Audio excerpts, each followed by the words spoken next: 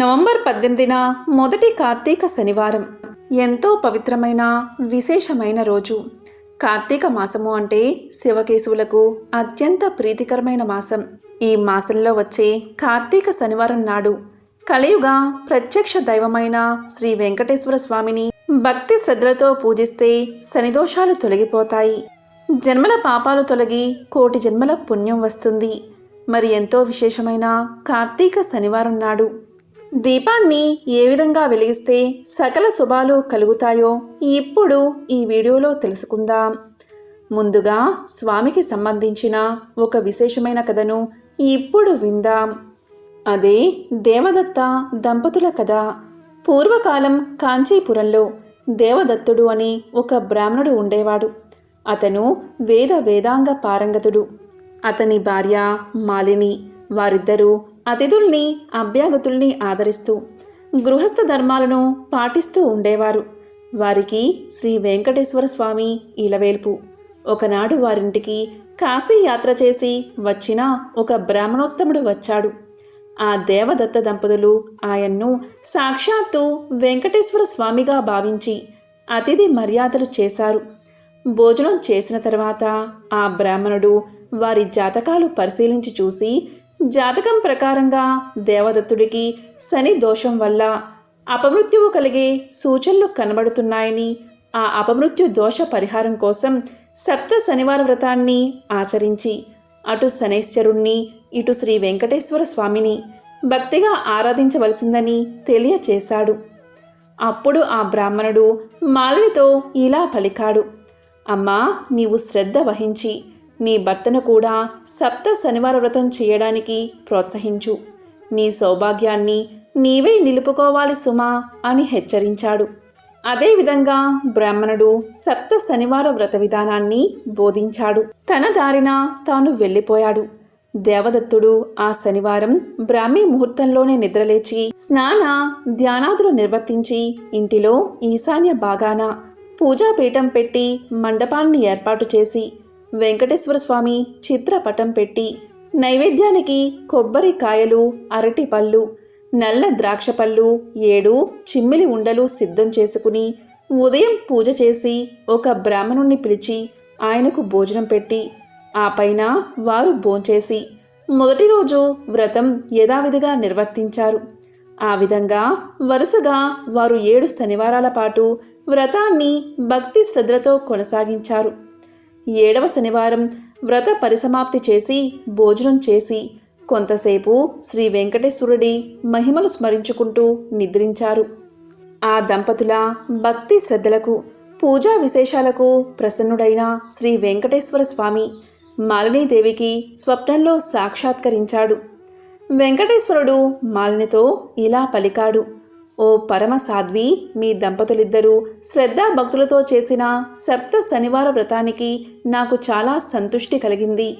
ఆ వ్రత ప్రభావం వల్ల నీ భర్తకు శనైశ్చర దోషం, అపమృత్యు భయం కూడా తొలగిపోతాయి. అతనికి రాబోయే జన్మలోని ఆయుర్దాయాన్ని ఈ జన్మలోకి తీసుకువచ్చి ఇతన్ని పూర్ణాయుర్దాయం కలవాణ్ణి చేశాను. మీరిద్దరూ సుఖశాంతులతో ఆనందంగా 100 ఏళ్లు జీవించి ధర్మార్థ కామ మోక్షాలు అనే 4 పురుషార్థాలను సాధించుకుంటూ మీ మానవ జన్మను సార్థకం చేసుకోండి అని దీవించి అదృశ్యమయ్యాడు. వెంటనే మాలిని నిద్రలేచి భర్తను లేపి తన స్వప్న వృత్తాంతాన్ని తెలియచేసింది.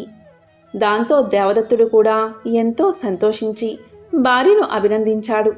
ఒక శుభముహూర్తాన ఆ దంపతులిద్దరూ శ్రీ వెంకటేశ్వర స్వామి దర్శనార్థమై తిరుపతి కొండకు వెళ్ళి మొక్కులు తీర్చుకుని ఆ స్వామిని మనసారా స్తుతించి ప్రసాదాన్ని స్వీకరించి తిరిగి వచ్చారు.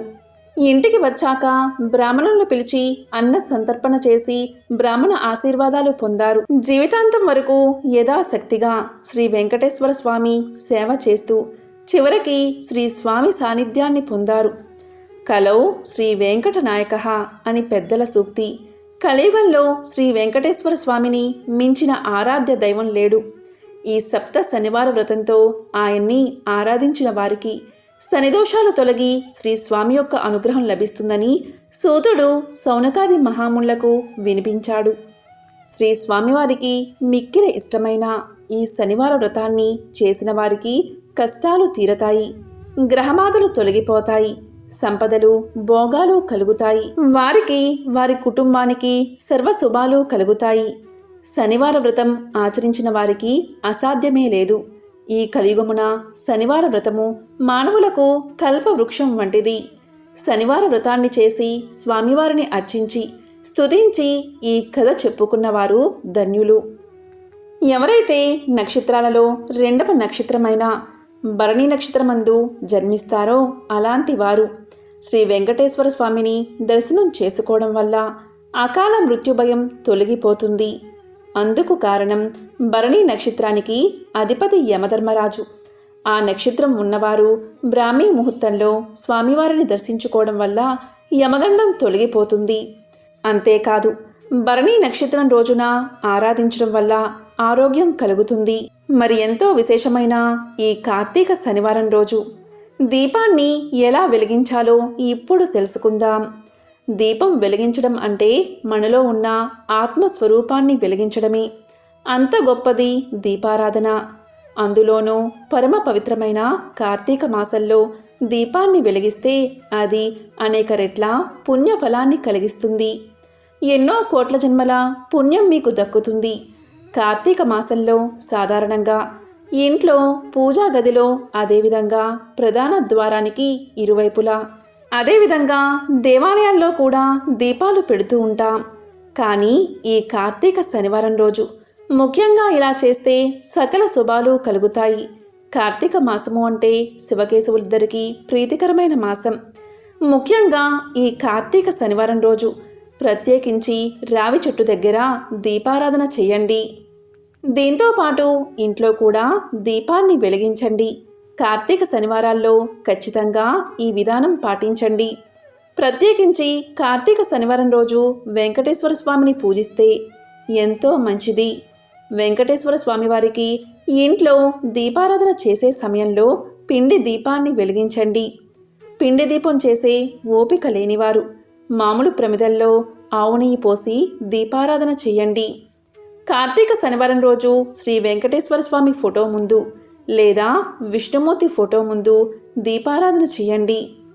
దీనికి ఆవు నెయ్యిని మాత్రమే ఉపయోగించండి. స్వచ్ఛమైన ఆవు నెయ్యితో దీపారాధన చేస్తే కోరికలు త్వరగా నెరవేరుతాయి. ఈ విధంగా దీపాన్ని వెలిగించిన తర్వాత ఆ దీపంలో కొద్దిగా జువ్వాది పొడిని వేస్తే చాలు, అఖండ ఐశ్వర్యం కలుగుతుందని, ధనానికి ధాన్యానికి లోటు ఉండదని, లక్ష్మీ కటాక్షం కలుగుతుందని పండితులు చెబుతున్నారు. కాబట్టి ఎంతో విశేషమైన ఈ కార్తీక శనివారం రోజు ఇలాంటి విధి విధానాలు పాటించండి. తప్పకుండా ఈ కథను వినండి. ఆ వెంకటేశ్వరుడి అనుగ్రహాన్ని పొందండి. ఓం నమో వెంకటేశాయ. ఓం నమో నారాయణాయ. ఓం నమః శివాయ.